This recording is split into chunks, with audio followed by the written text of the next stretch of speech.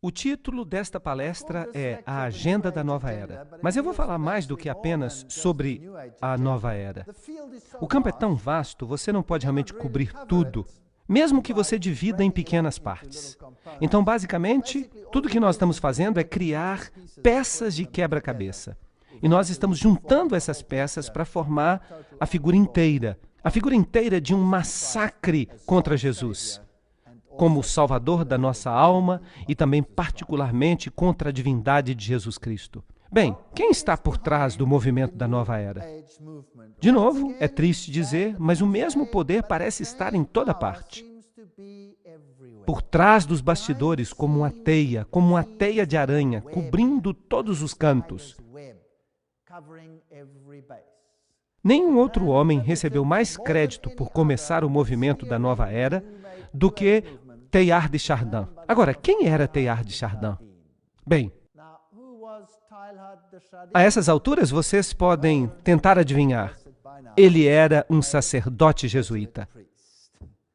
Teilhard sonhou com uma humanidade que se fundia com Deus, cada um de nós percebendo a sua própria bondade no que ele chamou de ponto ômega. Essa crença inspirou muitos dos líderes da nova era de hoje em dia. E eu vou fazer citação de todos eles. Toda declaração que eu fizer, eu vou provar com uma citação. Eu não vou dizer nada de mim mesmo.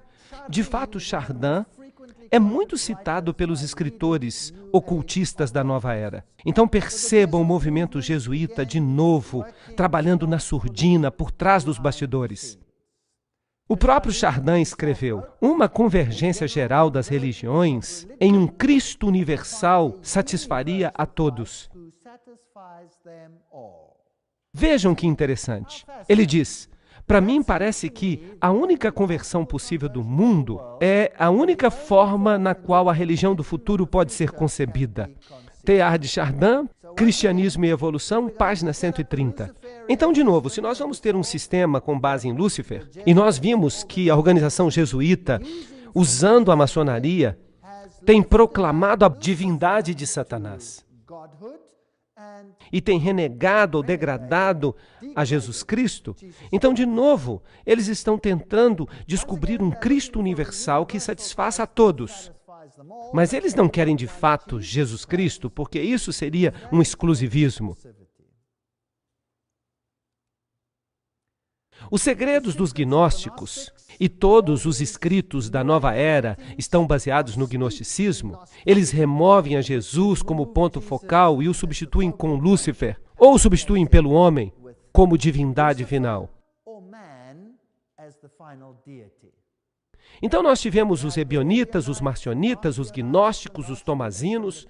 Todos eles basicamente ensinavam que Jesus era apenas um homem mortal e que nós, em certo sentido, somos divinos e que a divindade de Cristo é somente reconhecida nos mesmos termos e que a divindade de Cristo significa simplesmente que ele é divino como nós somos divinos. Por trás dos bastidores, a Igreja Católica Romana está controlando o ocultismo em cada nível individual. Ela tem bispos especialistas. São bispos itinerantes que lidam com o mundo oculto. Houve um homem chamado Dom Bosco e ele teve uma visão.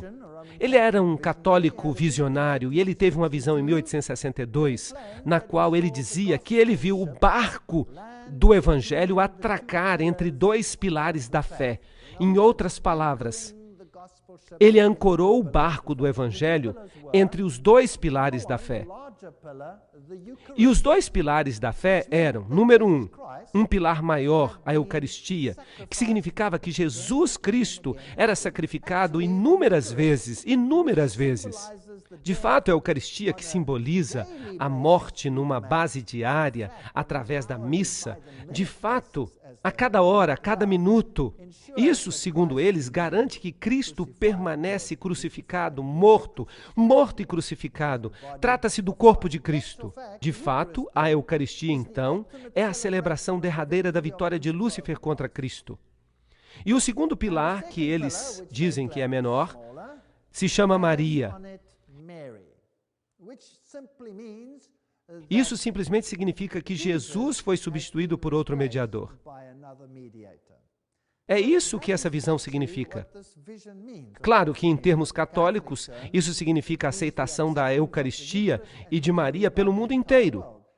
Nós precisamos então nos lembrar que no ocultismo, Maria pode ser tanto do sexo masculino quanto feminino.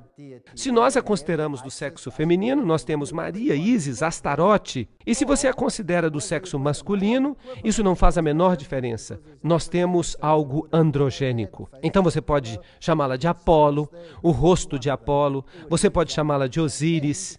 Tudo seria a mesma coisa, porque Blavatsky diz que tudo é igual.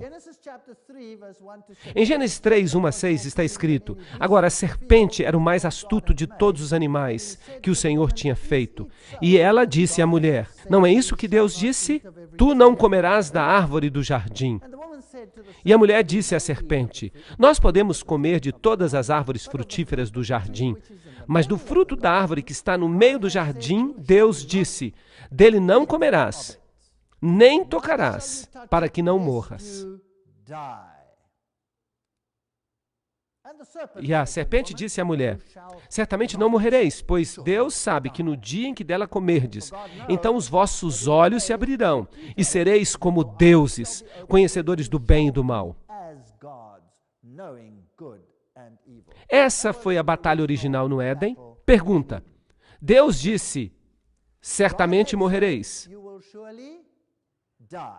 A serpente disse: não morrereis. Um dos dois tem que estar mentindo, certo?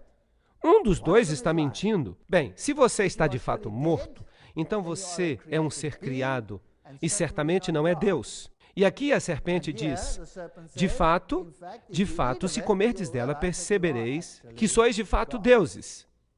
Outra mentira.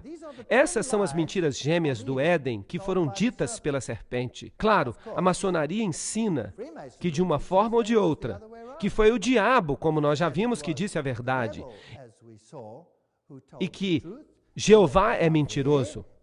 Foi isso que nós vimos em todas aquelas citações dos maçons.